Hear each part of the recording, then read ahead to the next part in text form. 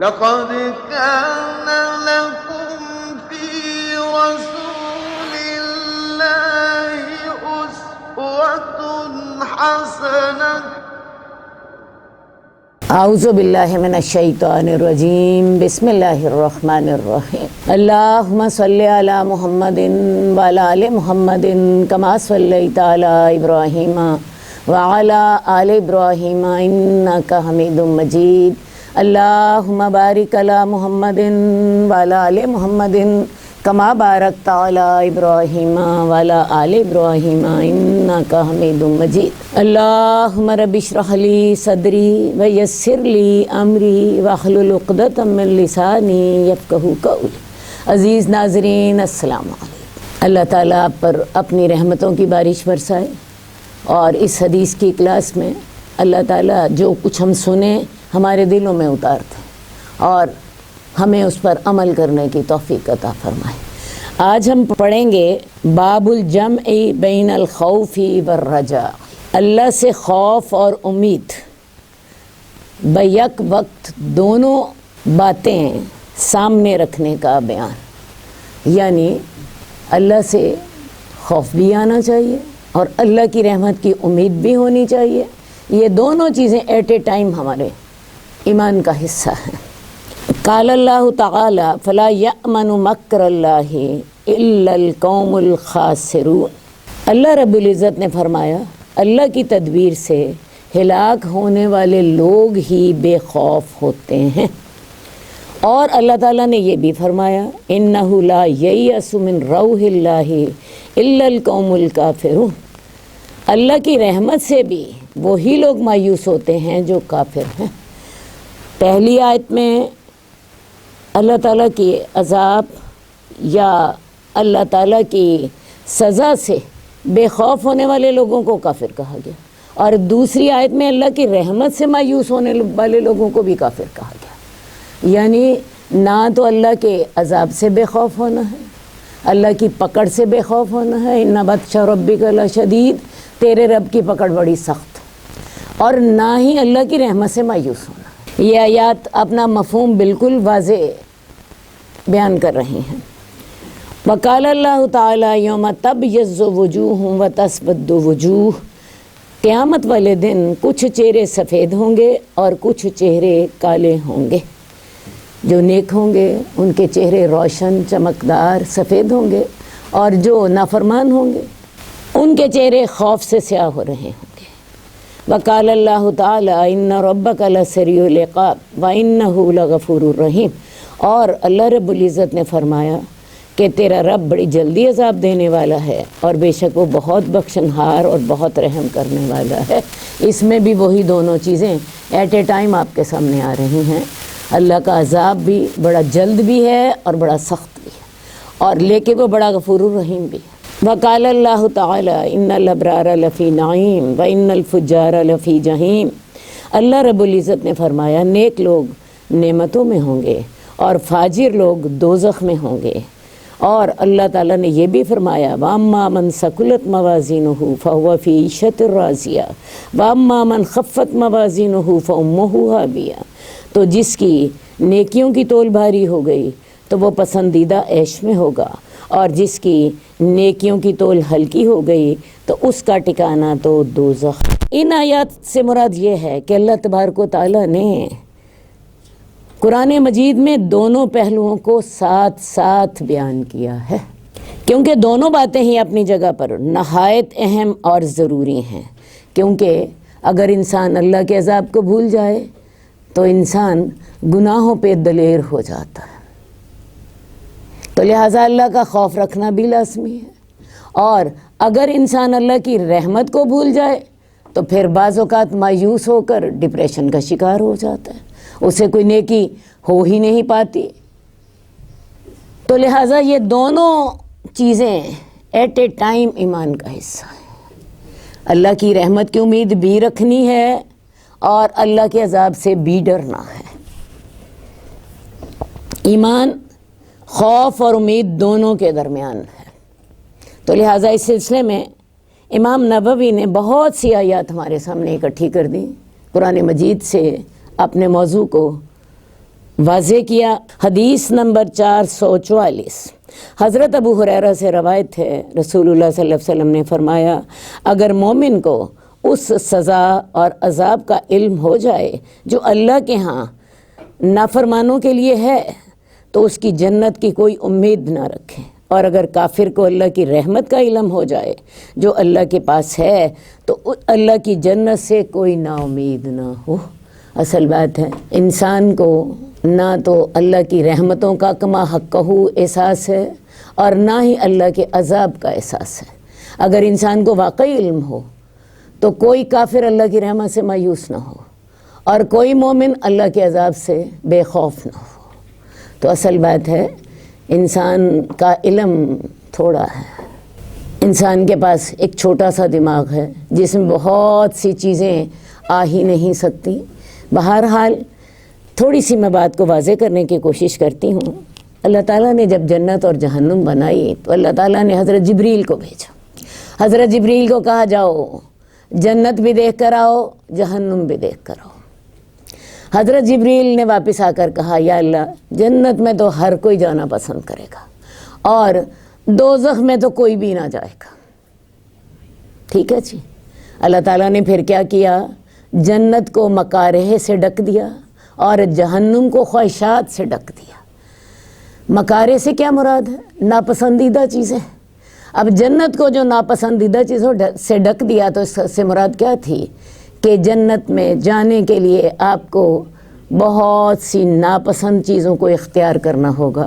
مثال کے طور پہ راتوں کو نیند قربان کرنا، اپنی خواہشات جو نفس چاہتا ہے اس پہ کنٹرول کرنا، عبادات کی پابندی کرنا، اللہ کے راہ میں صدقہ کرنا۔ دیکھیے مال ہمارا ہے، کس کا دل چاہتا ہے اس کو اللہ کے راستے میں دینے کو، لیکن اللہ کی رضا کی خاطر یا نیکیاں حاصل کرنے کی خاطر اپنی اس خواہش کو کنٹرول کر کے دوسرے لوگوں کی مدد کرنا۔ یہ چیز بیسیکلی نفس کو پسند نہیں ہوتی، لیکن جب شعور کے ساتھ آپ اس کو کرتے ہیں تو اللہ اس کا اجر بھی دیتے ہیں اور بعد میں انسان کو اس میں سکون قلب بھی محسوس ہوتا ہے۔ نماز کے لیے اٹھنا، دن میں 5 دفعہ اپنے سارے کام چھوڑ کے، جبکہ ایک کام کے اندر آپ پوری طرح دل و دماغ کے ساتھ انوالو ہوں، چھوڑ کر اٹھنا حی علی الصلاۃ کے جواب میں، اپنے نفس پہ بہت بڑا قابو پانا ہے۔ تو اسی طرح یہ تو تھی فرائض کے سلسلے میں مکارہ کی بات۔ حقوق العباد کے سلسلے میں آپ کا دل چاہ رہا ہے کہ کسی کا منہ توڑ کے رکھ دیں، لیکن اللہ کا حکم سمجھ کے اگلے پر زیادتی سے باز رہنا، اگلے کی برائی کے جواب میں بھلائی کرنا۔ تو یہ ساری وہ مکارے ہیں جن کے ساتھ جنت کو ڈھانپ دیا گیا تھا اور جہنم کو خواہشات کے ساتھ ڈھانپ دیا۔ خواہشات سے کیا مطلب؟ جو دل چاہے وہ کرو، دل چاہ رہا ہے تو سوئے رہو، اذان کے وقت بھی نہ اٹھو، دل چاہ رہا ہے تو کسی کا مال چوری کر لو، دل چاہ رہا ہے تو کسی غلط جگہ سے آپ اپنے مفادات حاصل کر لو، دل چاہ رہا ہے تو اپنے غصے کے مطابق اگلے کو دبا کے رکھ دو، اگلے پر ظلم اور زیادتی کر لو۔ کسی کی کیا مطلب کہ وہ میری خواہشات کے راستے میں رکاوٹ بنے۔ تو جنت کو مکارہ کے ساتھ ڈھانپ دیا گیا اور دوزخ کو شہوات کے ساتھ ڈھانپ دیا گیا، خواہشات کے ساتھ ڈھانپ دیا گیا۔ اب اللہ تعالیٰ نے پھر جبریل سے کہا جاؤ جبریل جنت کو دیکھ کر آؤ، اور جاؤ جبریل دوزخ کو دیکھ کر آؤ۔ اب جبریل آ کے کہنے لگے کہ اللہ جنت میں تو کوئی بھی نہ جا سکے گا، پہلے کیا کہا تھا جنت میں تو ہر کوئی جائے گا، تو اب کیا کہا اللہ اب تو جنت میں کوئی نہیں جا سکے گا۔ اور جہنم کے بارے میں کیا کہا حضرت جبریل نے؟ اللہ اب جہنم سے کوئی بچ نہ سکے گا، حالانکہ پہلی دفعہ کہا تھا جہنم میں کوئی بھی نہ جائے گا، لیکن جب اللہ تعالیٰ نے اس کو خواہشات سے ڈھانپ دیا، جو اپنے خواہشات کے پیچھے چلے گا وہ جہنم میں جائے گا۔ تو حضرت جبریل کہنے لگے اب جہنم سے کوئی بھی بچ نہ سکے گا۔ تو اصل بات یہ ہے، یہ ایمان انہی چیزوں کے ساتھ عبارت ہے۔ ایک اور آپ کو میں واقعہ بتاتی چلی جاؤں، حضرت عمر کا ایمان کتنا مضبوط تھا، اس کا اندازہ اس حدیث سے ہوتا ہے کہ رسول اللہ صلی اللہ علیہ وسلم نے فرمایا کہ شیطان اگر کسی جگہ جا رہا ہو اور حضرت عمر اس گلی میں آ رہے ہوں शैतान हज़रत उमर को देख के अपना रास्ता बदल लेता, ठीक है ना। ये है हज़रत उमर की ईमान की मजबूती का हाल। लेकिन उधर से हज़रत उमर का अपना कहना है कि अगर आसमान से एक आवाज़ आ जाए कि सिर्फ एक ही बंदा जो है वो दोज़ख में जाएगा, तो मुझे डर ये होगा कि वो मैं हूँगा। और अगर आसमान से आवाज़ आ जाए कि सिर्फ एक ही बंदा जन्नत में जाएगा सारी दुनिया में से, तो मुझे अल्लाह की रहमत की इतनी ज़्यादा उम्मीद है कि मुझे ये ख्याल होगा कि वो भी मैं ही हूँगा। तो ये है हज़रत उमर जैसे शख्स के खौफ और उम्मीद का बयान। तो फिर हम लोगों को तो बहुत ही सोचना चाहिए, हमारा ईमान क्या उम्मीद और खौफ के दरमियान है? ऐसा तो नहीं कि अल्लाह की रहमत पर हमें शैतान ने इतना मुतमईन कर दिया है कि हम हर गुनाह के लिए तैयार हो जाएं, या अल्लाह की रहमत से हम इतने मायूस हैं कि हम कोई नेकी ही ना कर सकें। तो लिहाजा ईमान इन दोनों के दरमियान है, खौफ और उम्मीद के दरमियान। अल्लाह ताला ने अपने अंबिया की जहाँ पे तारीफ़ की है तो ये अल्फाज इस्तेमाल किए हैं, यदऊनना राग़बन व रहबा। हमारे अंबिया हमें पुकारा करते थे, हमसे दुआएं करते थे, हमारी रहमत की उम्मीद में और हमारे अज़ाब के खौफ से। तो ये दोनों चीज़ें अपने सामने रखें, इसी में ही खैर है। हदीस नंबर 445। हज़रत अबू सईद खुदरी से रवायत है कि रसूलुल्लाह सल्लल्लाहु अलैहि वसल्लम ने फरमाया, जब जनाज़ा रखा जाता है और लोग या आदमी से अपने कंधों पर उठाते हैं, तो अगर तो वह नेक आदमी का जनाज़ा होता है तो वो मैयत कहती है मुझे आगे ले चलो, मुझे आगे ले चलो। और अगर बदकार का जनाज़ा है तो कहता है हाय हिलाकत, मुझे कहाँ लिए जा रहे हो। इंसान के अलावा इस आवाज़ को हर चीज़ सुनती है, और अगर इंसान उसे सुन ले तो बेहोश हो जाए। हदीस बड़ी वाज़ेह है। मैयत को जब नहला धुला के कफन पहना के तैयार कर दिया जाता है और लोग उसे अपने कंधों पे रख के ले चलते हैं, तो मैयत कह रही होती है, अगर तो नेक होती है तो कह रही होती है मुझे जल्दी जल्दी ले चलो, मुझे जल्दी जल्दी ले चलो। और अगर वो बुरे शख्स की मैयत होती है तो वो कहती है हाय मेरी हिलाकत, मुझे क्यों कब्र में लेके जा रहे हो। इस हदीस से एक बात का आपको और भी पता चला कि मैयत को अपने अंजाम का अंदाज़ा होता है। वैसे मैं आपको बताऊं, इंसान को इस दुनिया में भी अपने अंजाम का अंदाज़ा होता है। जब मौत के फरिश्ते आते हैं उस वक़्त अभी इंसान ज़िंदा होता है और वो उन फरिश्तों को देख रहा होता है। अगर तो वो अच्छे फरिश्ते होते हैं और वो शख्स नेक होता है तो उनका रवैया उसे बता देता है कि मैं अल्लाह की तरफ एक मेहमान की हैसियत से लेके जाया जा रहा हूँ या एक मुजरिम की हैसियत से लेके जाया जा रहा हूँ। उस वक़्त इंसान अभी ज़िंदा होता है, वो फरिश्तों का रवैया देख रहा होता है, लेकिन उस वक़्त उसको बोलने की इजाज़त नहीं होती, बोलने की इजाज़त नहीं होती। जो नेक फरिश्ते होते हैं वो आके जिसकी उन्हें जान निकालनी होती है उनको सलाम कहते हैं, उन्हें जन्नत की खुशखबरियाँ देते हैं। और जो गुनाहगार आदमी की जान निकालने के लिए आते हैं वो उनके चेहरों पे मारते हैं, उनकी पुश्तों पे मारते हैं, उन्हें जहन्नुम की बद्दुआएं देते हैं और उनकी जान बड़ी सख्ती से निकालते हैं। तो लिहाजा अभी इंसान ज़िंदा होता है, वो फरिश्तों से रवैये से उसको पता चल जाता है कि मेरा अल्लाह के यहाँ मुकाम क्या है। ठीक है जी।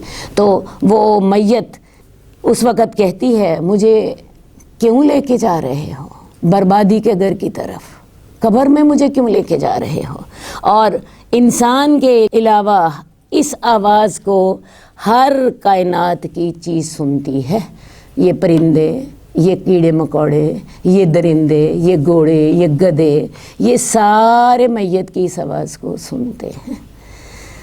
और इसका पर्दा किससे है? सिर्फ दो मखलूक़ात से, इंसान से और जिन से, क्योंकि यही वो दो मखलूक़ात हैं जो मुकल्लफ़ हैं, जिनका अल्लाह ने क़यामत को हिसाब लेना है, जिनके लिए अल्लाह ने ये दुनिया आज़माइश रखी है। ठीक है जी। हदीस में आता है कि रसूलुल्लाह सल्लल्लाहु अलैहि वसल्लम ने फरमाया कि मैं तुम्हें कब्र का अज़ाब सुनवा देता अगर मुझे ये डरना होता कि तुम अपने मुर्दे दफन करना छोड़ दोगे।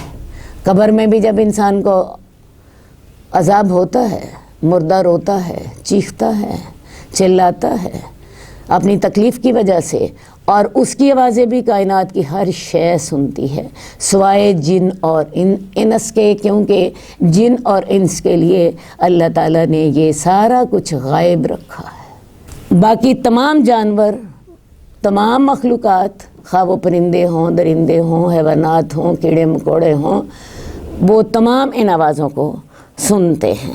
اور پھر ایک بات اور بھی یاد رکھیے کہ میت جو ہے وہ اس وقت کہتی ہے مجھے کہاں لے کے جا رہے ہو، تو اس حدیث کا اصل مقصد لوگوں کو نیکی کی ترغیب دینا ہے، تاکہ مرنے کے بعد یہ نہ کہنا پڑے کہ تم مجھے کہاں لے کے جا رہے ہو، بلکہ انسان اس وقت یہ کہے مجھے جلدی جلدی میری قبر میں پہنچا دو تاکہ میں وہاں اللہ کی نعمتوں سے فائدہ اٹھاؤں۔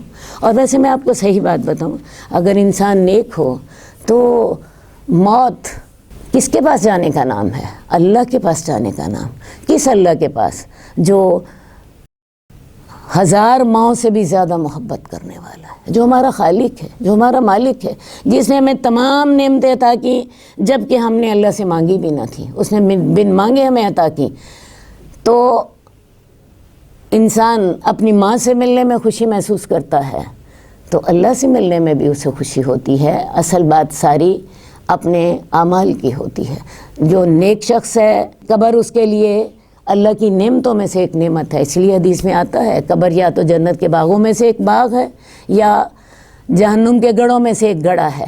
تو اس حدیث میں انسان کو یہ ترغیب دی گئی ہے کہ وہ نیکی کریں تاکہ مرنے کے بعد اسے یہ نہ کہنا پڑے کہ مجھے کہاں لے کے جا رہے ہو، بلکہ وہ یہ کہے کہ مجھے جلدی جلدی قبر میں پہنچا دو تاکہ میں وہاں اللہ کی نعمتوں سے فائدہ اٹھاؤں۔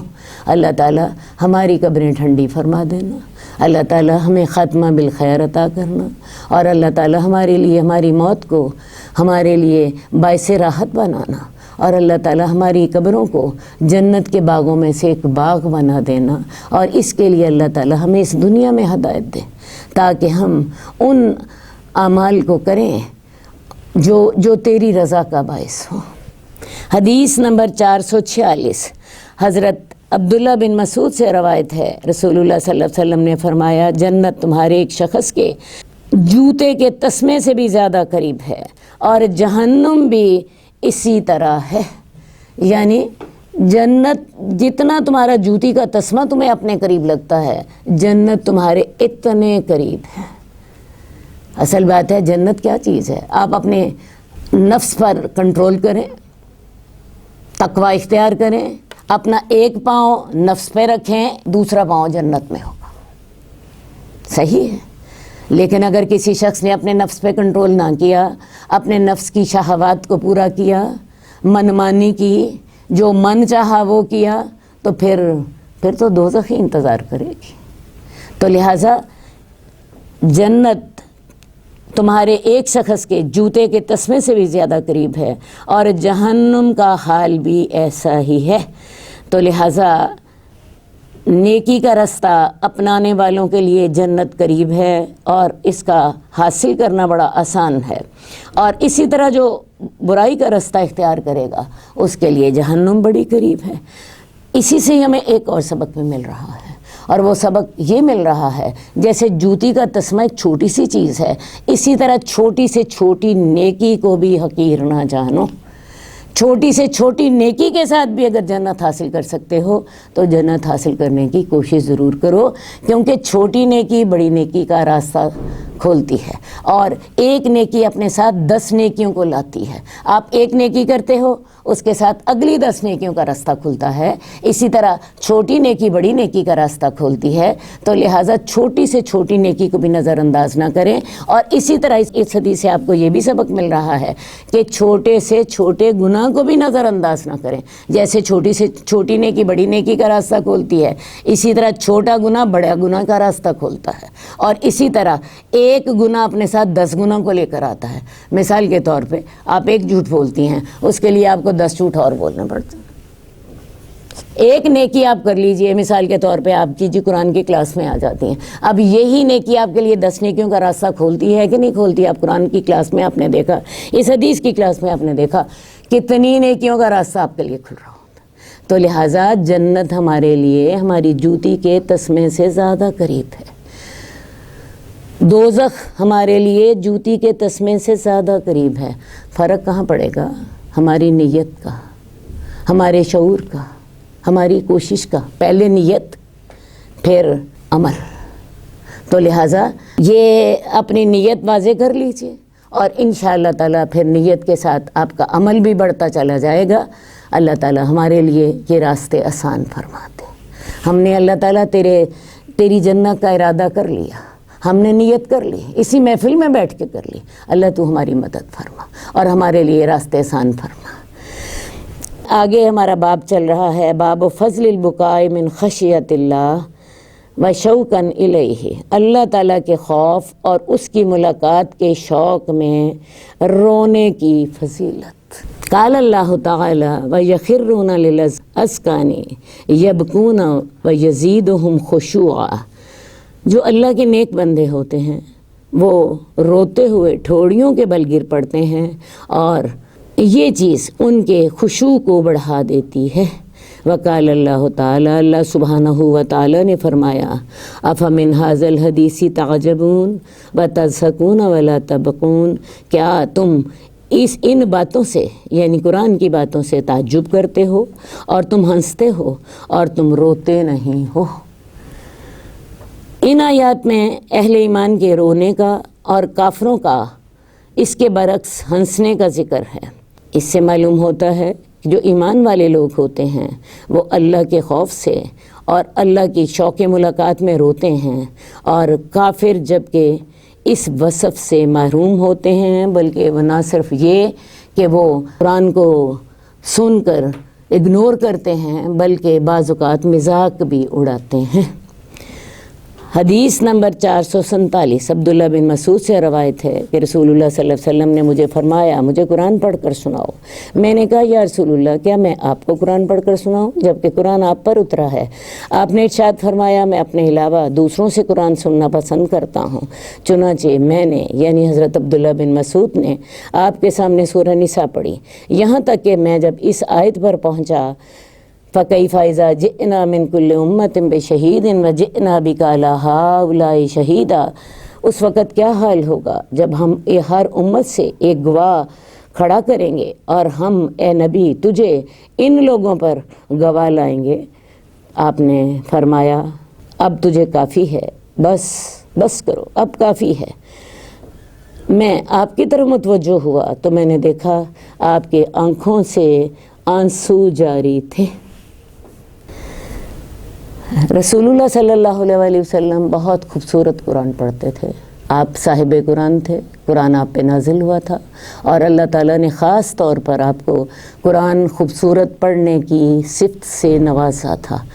رسول اللہ صلی اللہ علیہ وسلم اپنے صحابہ کو بھی اس بات کے لیے شوق دلاتے رہتے تھے کہ وہ خوبصورت قرآن پڑھیں۔ اس کے لیے آپ نے بہت سے طریقے اختیار کیے، ان میں سے ایک اس حدیث میں بتایا گیا ہے۔ حضرت عبداللہ بن مسعود بھی قرآن اچھا پڑھنے والے تھے۔ رسول اللہ صلی اللہ علیہ وسلم نے ایک دفعہ ان سے فرمائش کی کہ مجھے قرآن پڑھ کر سناؤ۔ عبداللہ بن مسعود کہنے لگے یا رسول اللہ آپ پر تو قرآن نازل ہوا اور آپ تو خود اتنا اچھا پڑھنے والے ہیں۔ آپ نے انہیں کہا مجھے اچھا لگتا ہے کہ میں کسی اور سے قرآن سنوں۔ خیر جی، حضرت عبداللہ بن مسعود نے رسول اللہ صلی اللہ علیہ وسلم کے حکم مانتے ہوئے سورہ نساء شروع کر دی۔ اب سورہ نساء عبداللہ بن مسعود پڑھ رہے ہیں، اللہ کے رسول بیٹھے سن رہے ہیں، آپ اکیلے نہیں بلکہ آپ کے ساتھ آپ کے صحابہ بھی ہیں۔ 6 رکوع انہوں نے پڑھ لیے اور رسول اللہ صلی اللہ علیہ وسلم بیٹھے ہیں، بڑی توجہ سے سن رہے ہیں، یہاں تک کہ جب یہ آیت آ گئی کہ وہ وقت کیسا ہوگا جب ہم ہر امت سے گواہ لائیں گے، اور اے نبی ہم امت محمدیہ پر آپ کو گواہ لائیں گے۔ کس بات کے لیے؟ کیا تم نے میرا پیغام پہنچا دیا تھا؟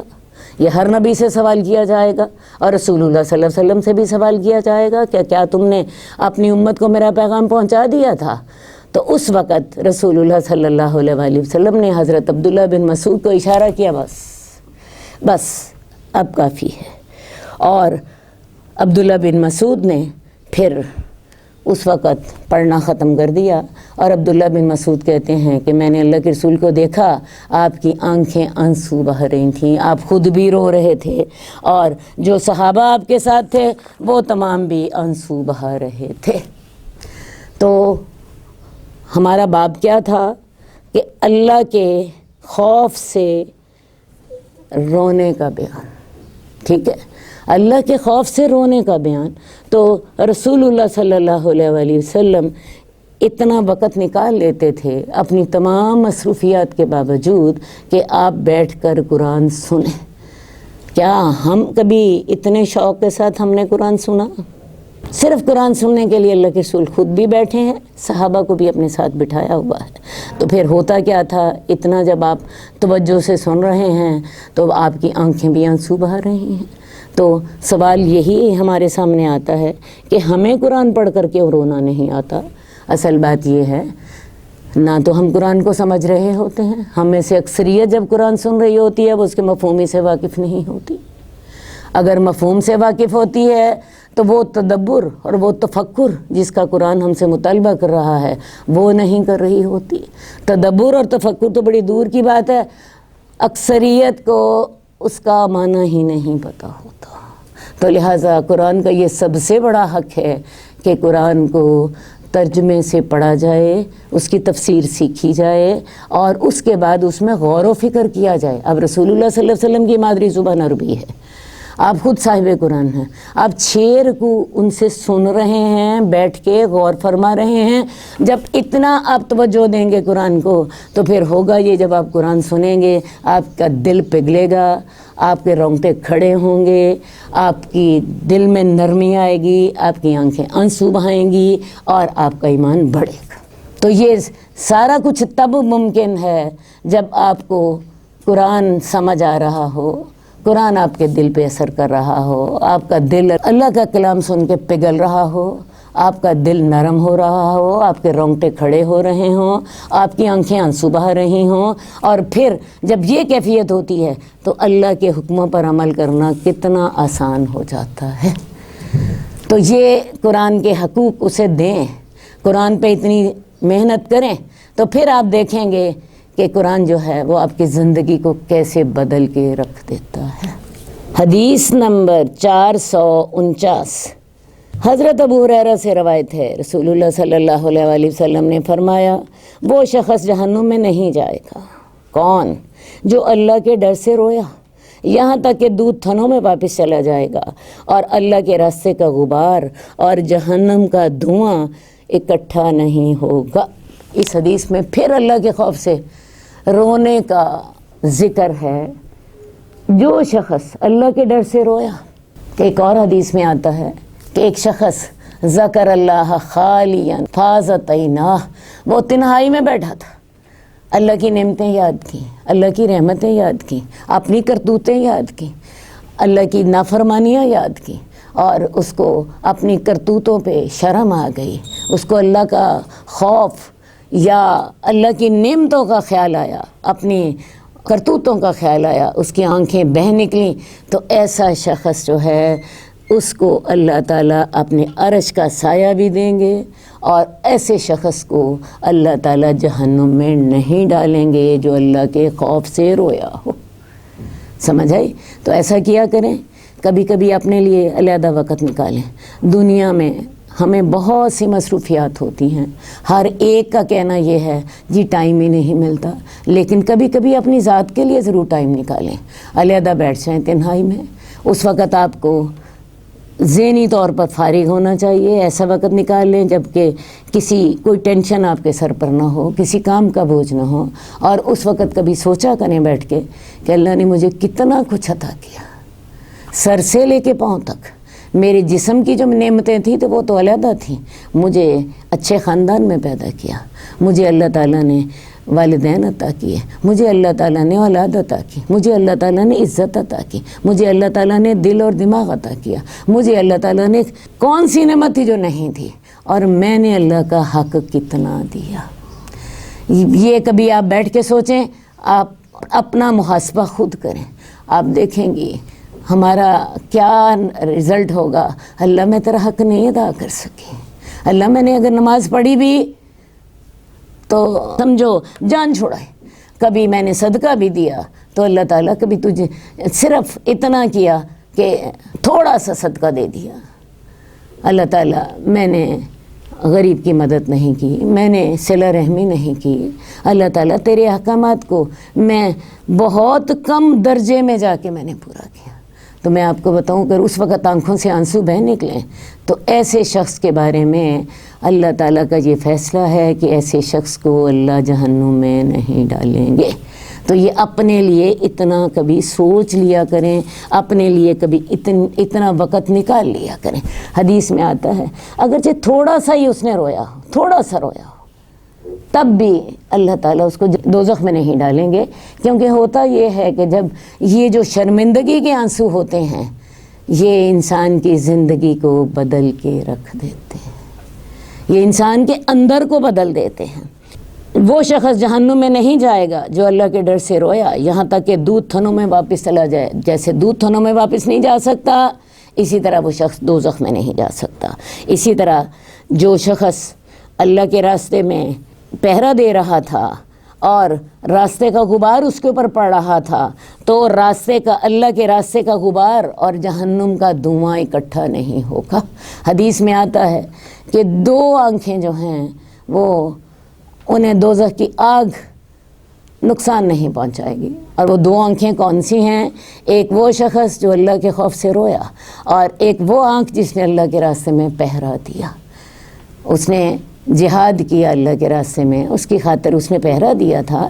تو ایسے شخص کو بھی دوزخ کی آگ جو ہے وہ نہیں چھوئے گی. اللہ تعالی ہمیں توفیق عطا فرمائے. حدیث نمبر 451 عبداللہ بن شخیر سے روایت ہے کہ میں رسول اللہ صلی اللہ علیہ وسلم کی خدمت میں حاضر ہوا. آپ نماز پڑھ رہے تھے. میں نے دیکھا کہ آپ کے سینے سے رونے کی وجہ سے اس طرح آواز نکل رہی تھی جیسے چولہے پر رکھی ہوئی ہانڈی سے نکلتی ہے. ہم عورتیں کھانا پکاتی ہیں اور کھانا پکانے میں ہم روزانہ دیکھتی ہیں کہ جب ہانڈی کو رکھ دیا جاتا ہے, سبزی ڈال دی, شوربہ اس کا تیار کرنا ہے, ہانڈی ابلتی ہے اور اس کے ابلنے کی آواز ہم میں سے ہر کوئی جانتا ہے. ٹھیک ہے, تو اللہ کے رسول صلی اللہ علیہ وآلہ وسلم جب نماز پڑھتے تھے تو اس طرح آواز آتی تھی جیسے ہانڈی ابل رہی ہے. اس طرح آپ ہچکیوں سے رو رہے ہوتے تھے, اس طرح آپ کا سینہ ابل رہا ہوتا تھا. کبھی ہمیں بھی ایسا رونا آیا؟ ہاں ذرا سوچیں, ذرا سوچیں. اللہ کے رسول حالانکہ اللہ کے نبی تھے, ہر لمحے آپ اللہ کی اطاعت میں لگے ہوئے ہیں, ایک کام بھی اللہ کی نافرمانی کا نہیں ہے. اور اس کے باوجود اللہ کا خوف اس قدر ہے کہ نماز پڑھ رہے ہیں اور جیسے ہانڈی ابلنے کی آواز آتی ہے, اور ہانڈی ابلنے کی آواز آپ کو پتہ ہے دور سے آتی ہے, اگر خاموشی ہو آواز آ رہی ہوتی ہے. تو اللہ کے رسول کے رونے کی آواز اس طرح آتی تھی. اور پھر اللہ کے رسول کی نماز کی کیفیت کیا ہوتی تھی وہ قرآن مجید ہمیں گواہی دیتا ہے. ان ربک یعلم انک تقوم ادنی من ثلثی اللیل ونصفہ وثلثہ وطائفۃ من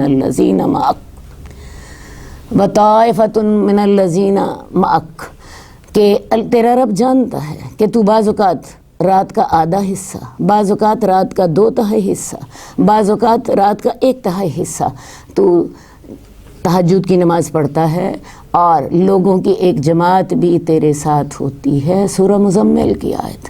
تو یہ اللہ گواہی دے رہے ہیں کہ اللہ کے رسول بعض اوقات آدھی رات, بعض اوقات 1/3 رات اور بعض اوقات 2/3 رات کے لگ بھگ آپ نماز پڑھ رہے ہوتے تھے. ایک اور حدیث میں آتا ہے, یہ عبداللہ بن مسعود ہی اس کے راوی ہیں, وہ کہتے ہیں کہ میں نے اللہ کے رسول صلی اللہ علیہ وسلم کے ساتھ نماز پڑھی تو اللہ کے رسول صلی اللہ علیہ وآلہ وسلم نے 2 رکعتوں میں سورہ بقرہ, سورہ نساء اور سورہ آل عمران پڑھی, اور یہ سب مل کے 5.25 پارے بنتے ہیں. ایک پارے کو اگر آدھے گھنٹے میں بھی پڑھا جائے, کیونکہ اللہ کے رسول صلی اللہ علیہ وسلم تیز نہیں پڑھتے تھے, आराम से। वैसे भी हमें हुक्म है वरत्तिलिल कुरान तरतीला, कुरान को ठहर ठहर कर पढ़ो। और आप सल्लल्लाहु अलैहि वसल्लम की आदत ये थी, जहाँ कहीं जहन्नम की आयत होती उनसे पनाह मांगते, जहाँ कहीं जन्नत की आयत होती उनके लिए दुआ मांगते। तो आधा घंटा अगर एक सिपारे पर भी लगाएं तो कम से कम 2.5-3 घंटे तो तिलावत में ही लग गए, और उसके साथ साथ रुकू और सुजूद में भी वक़्त लग गया। तो लिहाजा 3 घंटे तो आसानी से लग गए 2 रकतों में। ये कैफियत होती थी आपकी नमाज की। और रोने की कैफियत आपने इस हदीस में पढ़ ली। और एक और हदीस में आता है, हज़रत आयशा कहती हैं कि अल्लाह के रसूल इतनी लंबी नमाज़ पढ़ते कि आपके पाँव में वरम आ जाता, आपके पाँव में वरम आ जाता। और मैं आपसे पूछती कि या रसूलल्लाह आप इतनी मेहनत क्यों करते हैं, जबकि अल्लाह ताला ने आपके अगले और पिछले गुनाह माफ़ फरमा दिए। तो अल्लाह के रसूल फरमाते अफला अकून अब्दन शकूरा, मैं अल्लाह का शुक्रगुजार बंदा ना बनूँ। तो क्या अल्लाह के रसूल को तो शुक्रगुजार बंदा बनने की ज़रूरत थी, तो क्या हमें ये शुक्रगुजारी की ज़रूरत नहीं? हमें भी ज़रूरत है। असल बात है, अगर हम भी इतनी मेहनत करें और हम भी इतनी कोशिश करें तो मैं आपको बताऊं, हमारी भी आंखें आंसू बहाएंगी और हमारा भी सीना इसी तरह उससे रोने की आवाज़ आएगी। तो असल में इस काम के लिए कोशिश कीजिए। आप कह सकते हैं नहीं जी मुझे तो रोना ही नहीं आता। हदीस में आता है कि अगर तुम्हें रोना नहीं आता तो रोने की कोशिश किया करो। और वैसे मैं आपको एक प्रैक्टिकल तरीका बताती हूँ। ये जो हम जल्दी जल्दी नमाज़ पढ़ते हैं इसमें वाकई दिल पे असर नहीं होता, लेकिन अगर तहज्जुद के वक़्त आप कोई आधा घंटा नमाज़ पढ़ें, आपका नमाज में ना सिर्फ दिल लगना शुरू हो जाता है बल्कि आपकी कैफियत बदलना शुरू हो जाती है। लेकिन टाइम आपने दिया हो, तवज्जो आपने दी हो, दिल आपने लगाया हो, तो मैं आपको बताऊँ आपकी कैफियत बदलना शुरू हो जाती है। ये चीज़ हम दुआ में भी अंदाज़ा कर सकते हैं।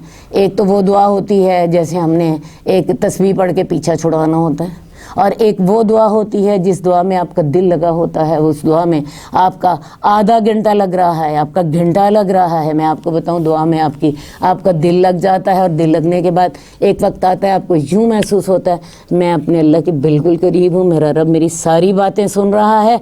आपका दिल गवाही देने लग पड़ता है कि अल्लाह ने मेरी बातें सुन ली हैं। तो असल बात है, इसमें जितनी आपकी तवज्जो होगी, जितना आपका वक़्त होगा, जितनी आपकी टेंशन होगी, उतना असर होगा। तो कोशिश करें इस बात के लिए। नहीं रोना आता, रोने की कोशिश करें। हदीस नंबर 452 हज़रत अनस से रवायत है, रसूलुल्लाह सल्लल्लाहु अलैहि वसल्लम ने हज़रत उबई इब्न काब से फरमाया, मुझे अल्लाह अज़्ज़ा व जल ने हुक्म दिया कि मैं तुम्हें सूरत लम यकुनिल्लज़ीना कफ़रू पढ़ कर सुनाऊँ। हज़रत उबई ने कहा, क्या अल्लाह ने मेरा नाम लिया था? आपने फरमाया हाँ। बस हज़रत उबई रो पड़े। अब ये है कि पिछली हदीस में आपने पढ़ा अब्दुल्ला बिन मसूद रज़ी अल्लाह ताला अन्हु को आपने कहा कि मुझे कुरान पढ़ कर सुनाओ। रसूलुल्लाह सल्लल्लाहु अलैहि वसल्लम की ये कोशिश होती थी कि सहाबा ज़्यादा से ज़्यादा खूबसूरत कुरान पढ़ें, ताकि इनकी कुरान की खूबसूरती की वजह से लोगों के दिल कुरान की तरफ माइल हों। तो कभी तो आपने हज़रत अब्दुल्ला बिन मसूद से कुरान सुना, और कभी आपने हज़रत उबई इब्न काब को कुरान खुद सुनाया। उबई बिन काब भी बहुत खूबसूरत कुरान पढ़ने वालों में से थे। तो रसूलुल्लाह सल्लल्लाहु अलैहि वसल्लम ने इनसे कहा कि मुझे अल्लाह रब्बुल इज़्ज़त ने हुक्म दिया है कि मैं तुम्हें कुरान पढ़ कर सुनाऊँ, और एक मखसूस सूरतुल बय्यना का नाम भी लिया। तो हज़रत उबई ने जब ये बात सुनी तो फ़ौरन कहने लगे कि अल्लाह ने मेरा नाम लेकर कहा था कि आप मुझे कुरान पढ़ कर सुनाएँ। अल्लाह के रसूल ने कहा हाँ। तो उबई इब्न काब जो थे खुशी के मारे रो पड़े कि मैं इतना एक अल्लाह की मखलूक़ात में से एक हकीर चीज़ हूँ, तो मैं अल्लाह ने मेरा नाम लेके अपने नबी को हुक्म दिया कि इन्हें ये सूरत पढ़ के सुनाओ। तो हज़रत उबई इब्न काब जो थे वो खुशी से रो पड़े, वो खुशी से रो पड़े। बहरहाल रसूलुल्लाह सल्लल्लाहु अलैहि वसल्लम ने फिर हज़रत उबई इब्न काब को भी सूरतुल बय्यना सुनाई। अब सूरतुल बय्यना जो है ये एक ऐसी सूरत है जिसमें अहले किताब का भी ज़िक्र है। इसमें तौहीद, इखलास, पहले रसूलों पर ईमान और फिर रसूलुल्लाह सल्लल्लाहु अलैहि वसल्लम पर भी ईमान, इसी तरह कुरान मजीद पर ईमान का ज़िक्र है। इसमें जन्नत, دوزخ کا ذکر ہے. پوری آپ یوں سمجھیں کہ وہ اسلام کے جو بنیادی موضوعات ہیں ان موضوعات کا احاطہ کرتی ہے یہ صورت. تو یہ صورت خاص طور پہ پڑھنے کا حکم اس لیے دیا گیا تھا کہ حضرت ابی ابن کعب جو ہیں یہ بھی پہلے اہل کتاب میں سے تھے، اور چونکہ یہ اہل کتاب میں سے تھے تو بعد میں انہوں نے اسلام قبول کر لیا، تو ان کے حالات کے اعتبار سے ان کو یہ حکم ہوا کہ ان کو سورۃ البینہ پڑھ کر سناؤ. تو یہ رسول اللہ صلی اللہ علیہ وسلم کی کوششیں تھیں قرآن کے لیے، قرآن کی تلاوت، خوبصورت تلاوت کے لیے. ہمیں سوچنا ہے کیا ہم نے بھی کبھی قرآن کے لیے اتنا وقت نکالا؟ میں سوچتی ہوں ہم تو صرف اتنا ہی کر لیں کہ قرآن کو کم از کم سمجھ لیں. ایک دفعہ اتنا ہمیں پتہ چل جائے کہ اللہ تعالیٰ نے اپنے بندوں کو کیا احکامات دیے ہیں، اللہ کے اپنے بندوں سے کیا تقاضے ہیں، اور ہمیں جنت میں داخل ہونے کے لیے کیا بنیادی ضرورتیں ہیں ہماری جن کے بغیر ہم جنت میں جا نہیں سکتے. ورنہ صحابہ تو اس کے لیے بہت کوشش کرتے تھے، اور رسول اللہ صلی اللہ علیہ وسلم کی تو زندگی کا ہر لمحہ ہی اس کام کے لیے وقت تھا.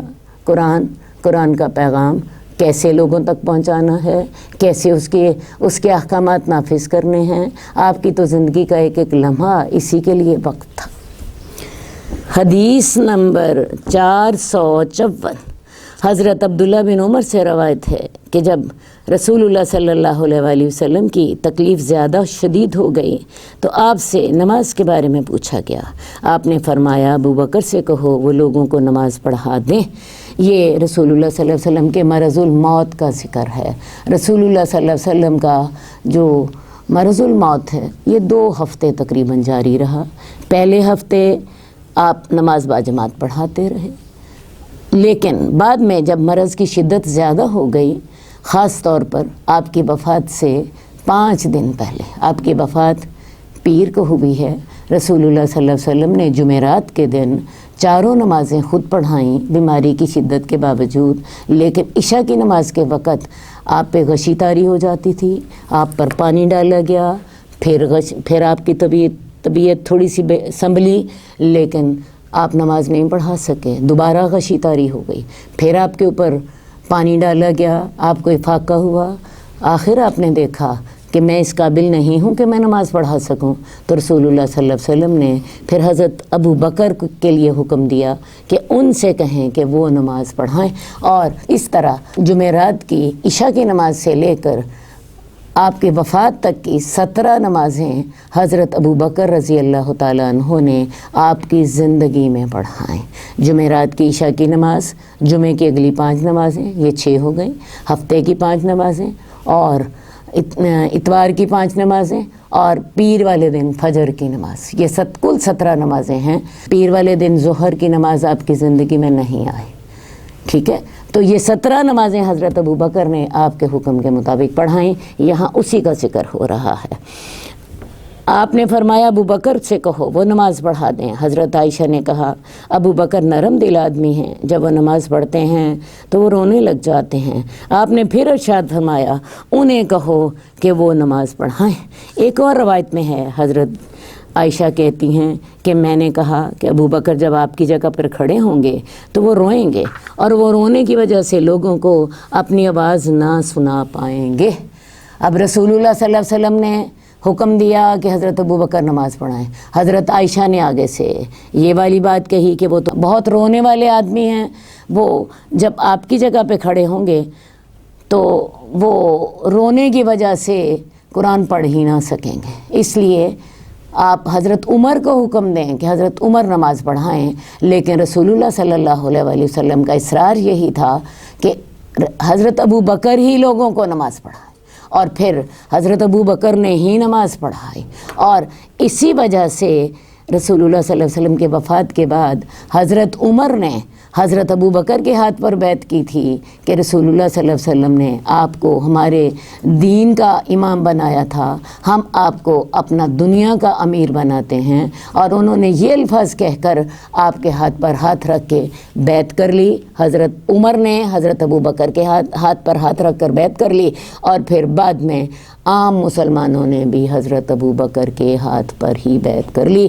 تو بتایا کیا جا رہا ہے کہ یہی جو ان کی صفت تھی کہ وہ قرآن پڑھتے تھے اور روتے تھے، اسی صفت کی وجہ سے ان کو نماز میں امام بنایا گیا، اور اسی وجہ سے ان کو پھر امیر المومنین بھی منتخب کر لیا گیا، کیونکہ ان کا تعلق اللہ سے اور اللہ کے کلام سے بہت گہرا تھا۔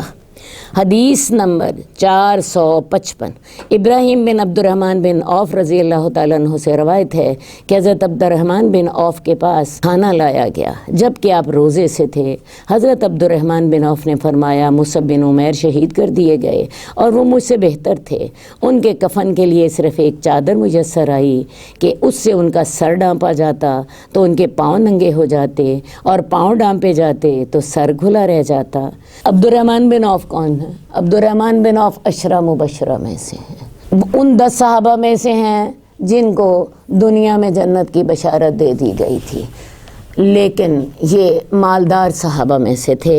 مصعب بن عمیر وہ صحابی ہیں جن کو رسول اللہ صلی اللہ علیہ وآلہ وسلم نے مدینہ میں دین کی تبلیغ کے لیے بھیجا تھا۔ مصعب بن عمیر رسول اللہ صلی اللہ علیہ وآلہ وسلم کے ہم شکل تھے، اور انہوں نے اتنی جام فشانی سے مدینہ والوں کو دین کی دعوت دی کہ جب رسول اللہ صلی اللہ علیہ وسلم ہجرت کر کے وہاں گئے تو مدینہ کی بہت سی آبادی مسلمان ہو چکی تھی۔ تو حضرت مصعب بن عمیر ہی کی کوششوں سے مدینہ والے لوگ جو ہیں انہوں نے اسلام قبول کیا۔ تو مصعب بن عمیر غزوہ احد میں شہید ہو گئے تھے۔ انہیں ابن کمیہ نے اپنی تلوار ماری تھی، اور چونکہ میں نے آپ کو بتایا کہ یہ رسول اللہ صلی اللہ علیہ وسلم کے ہم شکل تھے، ابن کمیہ نے ان کو اپنی تلوار ماری اور ان کو شہید کر دیا، اور ساتھ یہ اعلان کر دیا کہ محمد نعوذ باللہ شہید کر دیے گئے۔ ٹھیک ہے، میں نے آپ کو بتایا کہ ان کی شکل رسول اللہ صلی اللہ علیہ وسلم سے ملتی تھی، بعد میں یہ ساری باتیں واضح ہو گئیں۔ بہرحال انہی کا ذکر یہاں پہ ہو رہا ہے۔ ان کو پھر غزوہ احد جہاں پر ہوا اسی کے سامنے ہی شہدائے احد کی تدفین کی گئی۔ تو جب ان کو دفن کیا گیا تو ان کے کفن کے لیے صرف ایک چادر میسر آئی جو کہ چھوٹی تھی، اگر اس سے ان کا سر ڈانپا جاتا تو ان کے پیر ننگے ہو جاتے، اور پیر ڈانپے جاتے تو سر ننگا رہ جاتا۔ پھر کیا گیا ان کے سر کو ڈانپ دیا گیا اور ان کے پاؤں پر گھاس ڈال دی گئی۔ تو اس کے بعد ہمارے لیے دنیا فراخ کر دی گئی جو تم دیکھ رہے ہو، یا یہ فرمایا کہ ہمیں دنیا اتنی عطا کر دی گئی جو کہ ظاہر ہے ہم تو ڈر رہے ہیں کہیں دنیا میں ہی ہمیں ہماری نیکیوں کا بدلہ تو نہیں دے دیا گیا۔ اور پھر عبد الرحمن بن عوف رونے لگ گئے، یہاں تک کہ کھانا بھی چھوڑ دیا۔ حالانکہ حضرت عبد الرحمن بن عوف عشرہ مبشرہ میں سے ہیں، اللہ کے رسول نے زندگی میں جنت کی بشارت دی تھی، اس کے باوجود انہیں فکر ہے کہ کہیں ہماری نیکیوں کا بدلہ ہمیں دنیا میں تو نہیں دے دیا گیا، ایسا تو نہیں ہے کہ قیامت والے دن ہم خالی ہاتھ ہوں۔ اس ڈر سے کھانا چھوڑ دیا، حالانکہ روزے سے تھے اور کھانا چھوڑ دیا اور رونے لگ گئے۔ تو آپ یہ دیکھیے کہ صحابہ کو کتنا فکر ہوتا تھا، اللہ کے عذاب کا کتنا ڈر ہوتا تھا۔ روزہ رکھا ہوا ہے، روزہ کھولتے وقت آپ کو پتہ ہے سارے دن کی بھوک پیاس کی وجہ سے انسان اس وقت کھانے کا بہت متمنی ہوتا ہے، لیکن اس خوف سے کہ کہیں ہمارے نیکیوں کا بدلہ ہمیں دنیا میں نہیں دے دیا گیا، کھانا بھی چھوڑ دیا اور رونے لگ گئے۔ تو ہمیں بھی سوچنا چاہیے، کیا ہم نے بھی کبھی ایسی باتیں سوچی؟ حدیث نمبر 456 حضرت ابو امامہ صدی بن اجلان باہلی سے روایت ہے، رسول اللہ صلی اللہ علیہ وسلم نے فرمایا اللہ تعالیٰ کو 2 قطروں اور 2 نشانوں سے زیادہ کوئی چیز محبوب نہیں، ایک آنسوؤں کا وہ قطرہ جو اللہ کے خوف سے نکلے، اور دوسرا وہ قطرہ خون جو اللہ کے راستے میں بہایا جائے۔ یعنی اللہ تعالیٰ کو 2 قطروں سے زیادہ اور قطرے کوئی محبوب نہیں ہیں۔ اور وہ 2 قطرے کون سے ہیں؟ ایک تو آنسوؤں کے قطرے جو اللہ کے خوف سے نکلے، اور دوسرے خون کے وہ قطرے جو اللہ کے راستے میں بہائے جائیں۔ دوسرے خون کے وہ قطرے جو اللہ کے راستے میں بہائے جائیں، یہ بھی اللہ تعالیٰ کو بہت محبوب ہیں۔ جو لوگ اللہ کے راستے میں اپنا خون بہاتے ہیں، وہ لوگ قیامت والے دن اس حال میں آئیں گے کہ ان کے زخموں سے خون بہہ رہا ہوگا، بالکل تازہ خون۔ اور یہ حشر کے میدان میں جہاں تمام مخلوقات حضرت آدم سے لے کے قیامت تک کے لوگ تمام جمع ہوں گے، ان کے سامنے یہ خون کے قطرے گواہی دے رہے ہوں گے کہ یہ شخص اللہ کے راستے میں جہاد کرتے ہوئے شہید ہوا تھا۔ ان کا رنگ خون کا ہوگا، تازہ خون کا رنگ ہوگا، لیکن ان کی خوشبو مشک کی ہوگی۔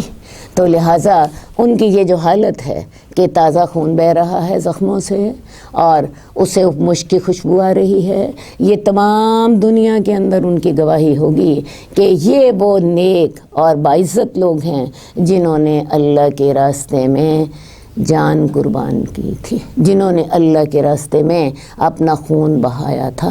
تو اللہ کو یہ 2 قطرے بڑے پسند ہیں، ایک وہ آنسوؤں کے قطرے جو اللہ کے خوف سے نکلیں، ان کے بارے میں ابھی بات کر چکے ہیں، اور ایک خون کے وہ قطرے جو اللہ کے راستے میں بہائے جائیں۔